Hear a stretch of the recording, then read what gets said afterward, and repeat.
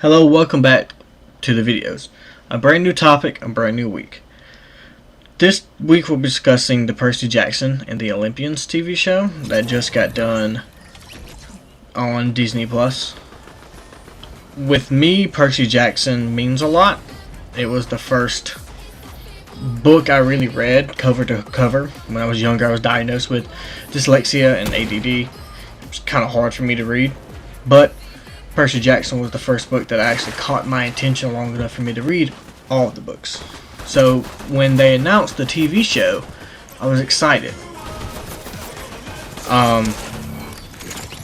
So I want to talk about it. I know Fortnite in the background, not Harry Potter. Didn't think it was appropriate to talk about one franchise while having another book franchise in the background. Didn't think that was okay, so I just had this random solo game of Fortnite I recorded up and running. Might as well. So the first episode, I accidentally vaporized my pre-algebra teacher. The name of the episode. It was a good first episode, in my opinion. I did think it was kind of rushed in a way, just to get things rolling. One of my biggest complaints about the show was that it felt kind of rushed to me. I don't think 8 episodes was enough to tell the full story or to add stuff, because they did take out a lot and they did change the whole plot of the whole entire first book, and we'll discuss as we go on. But the first episode, we got introduced to Percy and Grover and all of the main characters. We get to camp at the end of the episode, and it was a good introduction, but for someone who read the book, it was kind of lackluster in my mind. There were some good parts and some parts that was in the book that I was just like, yeah, this is gonna be a good TV show. But then some things changed. It's like, oh, okay, I'll have to get used to that new change, but we'll see how it goes. I am going to say overall, the first season was better than the movie that came out years ago.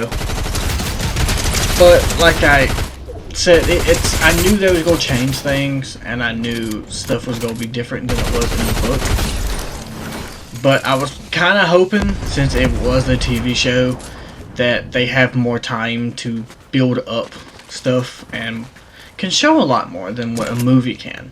Because instead of having 2 hours in a movie to get start to finish, they have 8 one-hour episodes.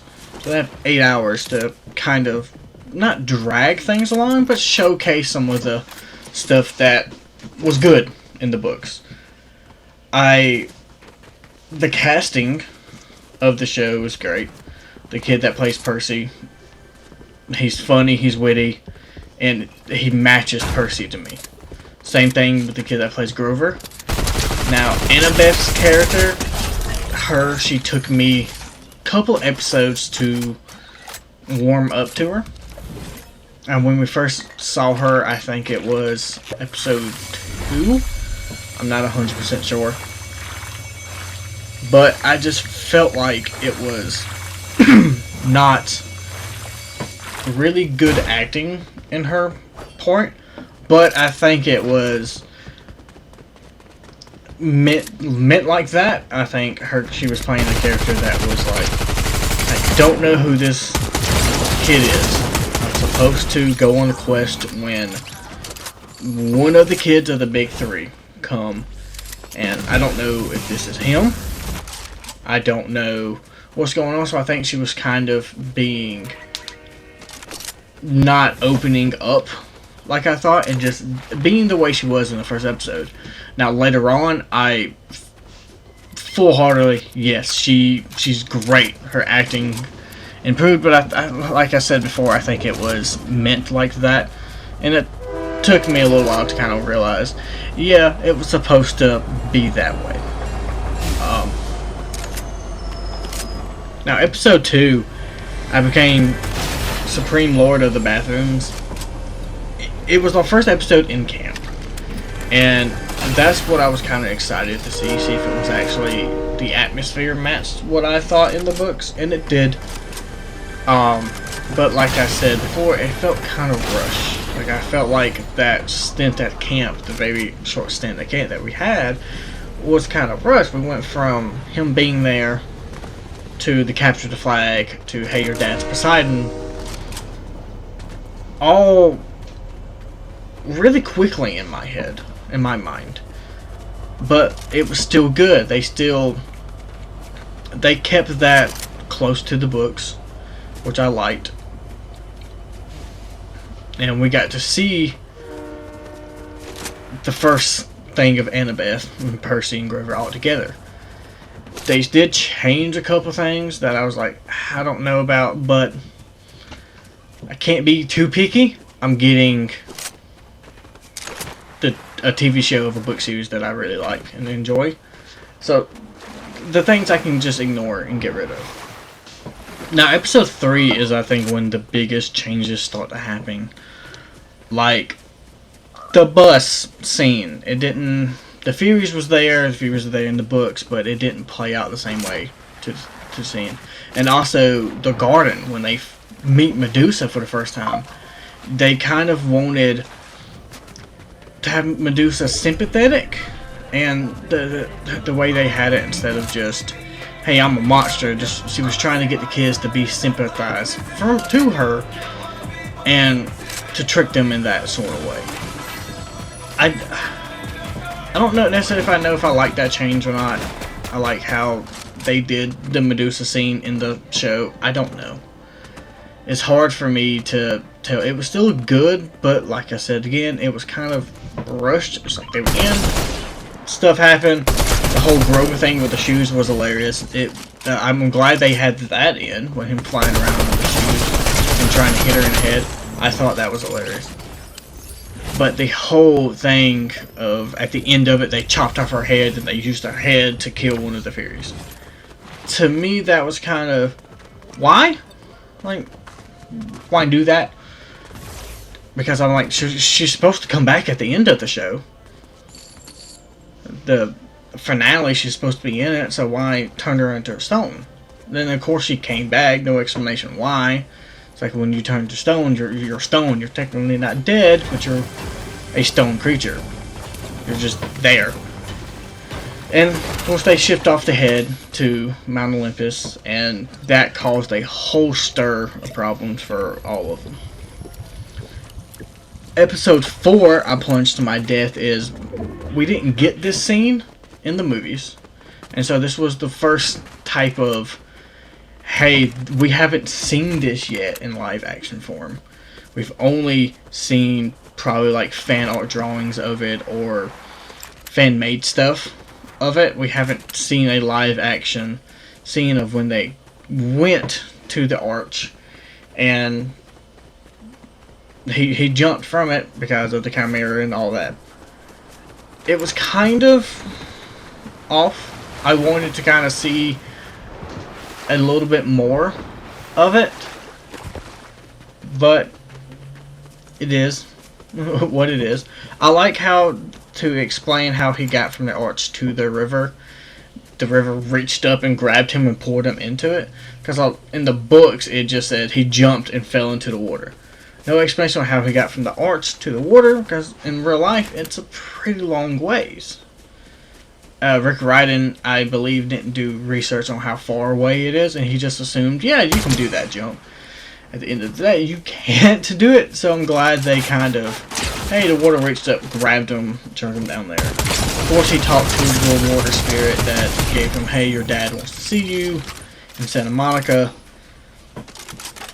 Go there, talk to him, he has something for you. It's still a good episode. I'm still like, okay, they're changing this. Like, the train scene and all that stuff was changed to fit. And I'm just like, okay, it's still good. Still not too much change. I still like it. And we'll just have to wait and see how it is. Episode 5 is when Percy meets Hades for the first time. This scene I was kind of excited about, but again, it was changed. One of the significant changes that they made was Grover didn't go with them to retrieve his shield. And I thought, okay, that's a little bit weird. But then you had the whole Ares and Grover talking at the diner, and Grover thinking, oh, I found out who took the lightning bolt. It was Clarice. And Beth, Ares' daughter. Of course, we all know at that time, if you've read the books, you know who the real lightning thief was. If you didn't have no idea, you're like, okay, so yeah, that makes sense. Like, anyway, so we follow Annabeth and Percy to go retrieve his shield inside the water park. They get to the Tunnel of Love. They're in the Tunnel of Love. I'm like, okay, this is gonna be good. I was kind of expecting the spiders. So that was in the book. I was like, we might get it. We might see it. But they changed it to where Percy had to sacrifice himself to sit in the throne, turn to gold, so Annabeth can get the shield and leave. That scene right there, yes, it wasn't how it was in the book, but that one scene sold me on the girl that plays Annabeth. I don't know her name. And mainly sold me on the guy, like, really sold me on the guy and the kid that plays Percy. That acting and the way they interacted with each other, it was a heart-pounding scene that's like, it was full of emotions and something we haven't seen yet, and it's just like, okay, I can see these two growing up to become the friends that we know they are. If you've read the books, you know Percy and Annabeth end up together. It takes the whole entire book series for them to, but we know they end up together in the end. And with that scene, you saw her sad, and you saw her like, I'm losing a friend. Because Percy has to sacrifice himself, and it was good. And I got a little emotional in that scene, to be honest, and I know a lot of other people did. And now we get to Season 6. Not Season 6, Episode 6, sorry. Episode 6 was probably the biggest change of the whole entire series, and I'm like, okay, I kind of wanted them to go into the Locust Casino and for the show to show us that they're kids still. Like, these are 12-year-old kids. They're not even teenagers yet, except for Grover. He is a teenager, but he's a satyr, all kind of things. But I wanted to see them act like kids, and instead we got Annabeth and Percy going off to try to find Hermes, which I'm like, okay, he wasn't. We don't see Hermes in the book until book 2. But, you know, that's fine. And Grover going off on his own and finding an older centaur that's like, hey, Pan's here, help me find him. And Grover starts to forget why he's really there. I know a lot of people wanted to see, at least what I read online, wanted to see them act like kids and be kids. And I'm wholeheartedly with them as well.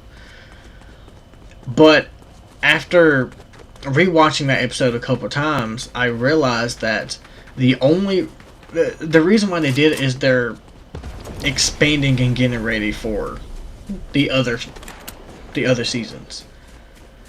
Since we don't see Hermes until book 2, we don't really get emotionally connected to Hermes and why he's doing what he's doing, and why Luke's the way he is.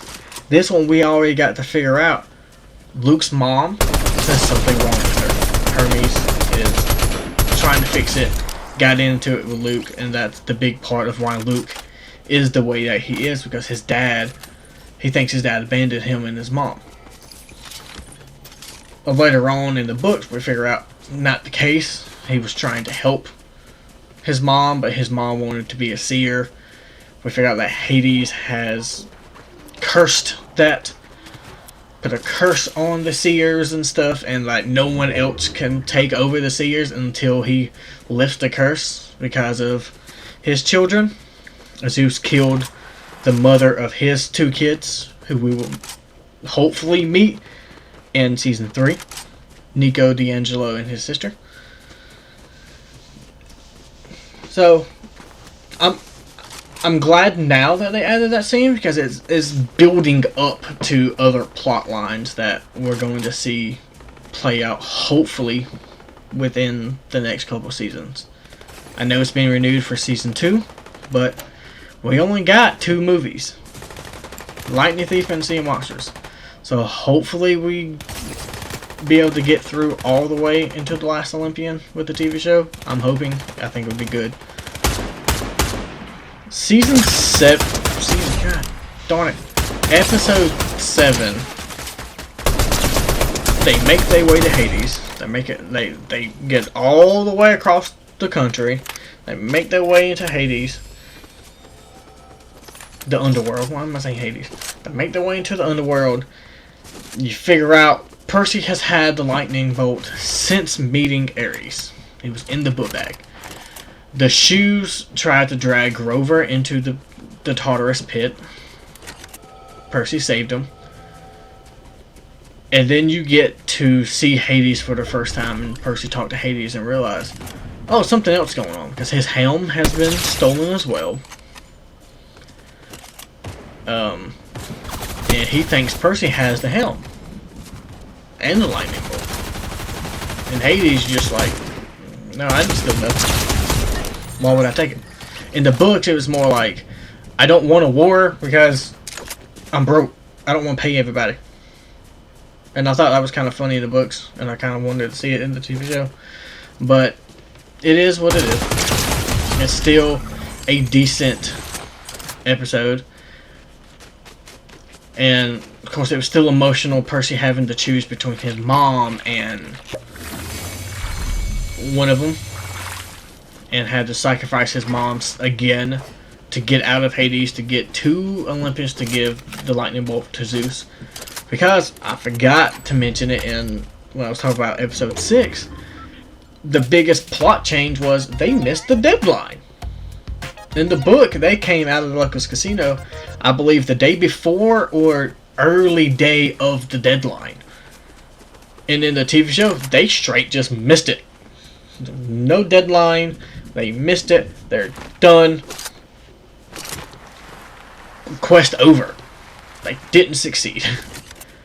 So, when they figured out that they had the lightning bolt and he escaped back to it, used the pearls to go all the way back across the country to land up in the sea over there, which kind of makes sense in a way.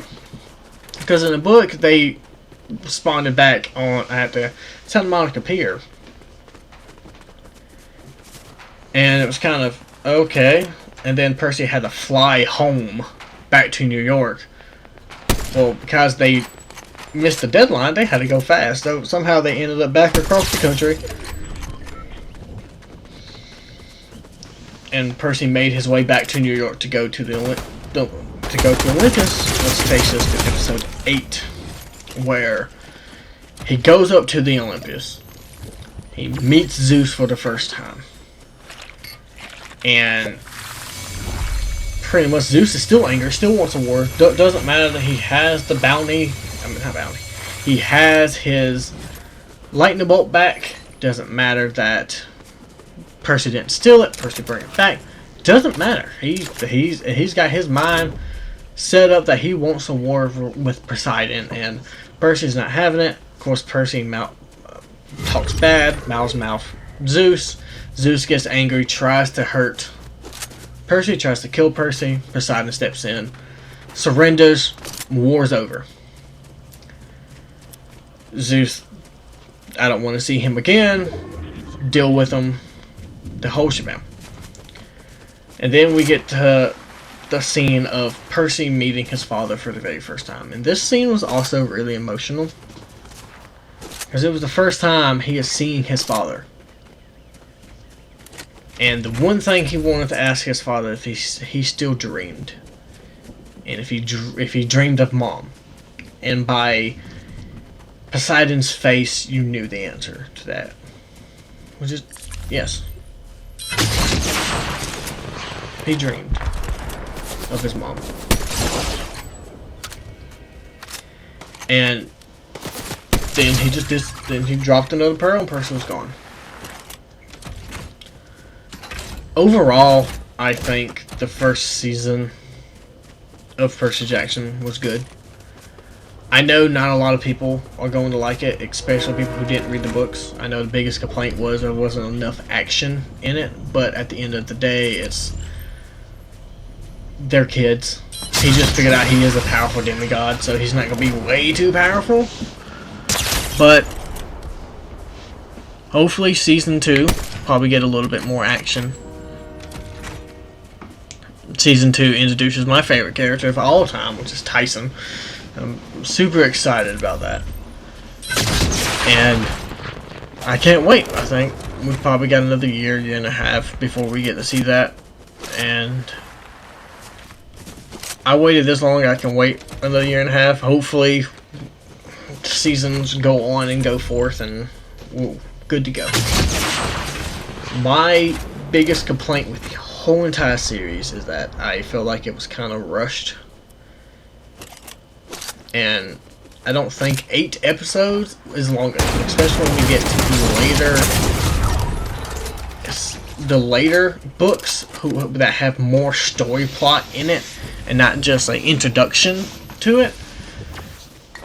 Because there's a lot of storylines, a lot of plots that the books go through, and hopefully that they don't just rush through them. Especially the small scenes of all of them together. If I don't have my damn scene in the labyrinth, I'm gonna be mad. Not the labyrinth. The 3rd book. If I don't have my damn scene in there, I'm gonna be mad. When they all go to the Hoover Dam, that still makes me laugh. I still find it really funny. Even though it's been like 10 years since I read it.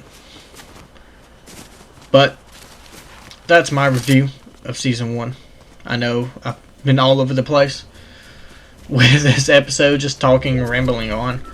I'm still trying to figure out the best way to do it, and apparently turning on my microphone and just start talking about it is probably not the best way, because I get sidetracked a lot and I repeat a lot. But I'll figure it out in the end of how this whole thing will work, and I'll get better at it. Next episode is going to be a doozy, hopefully. We'll go discussing NASCAR and how I'm excited for the new season. And it'll be about the Daytona 500 and what my predictions are for the upcoming season of the NASCAR season. Thanks for watching. I hope y'all enjoyed. Goodbye.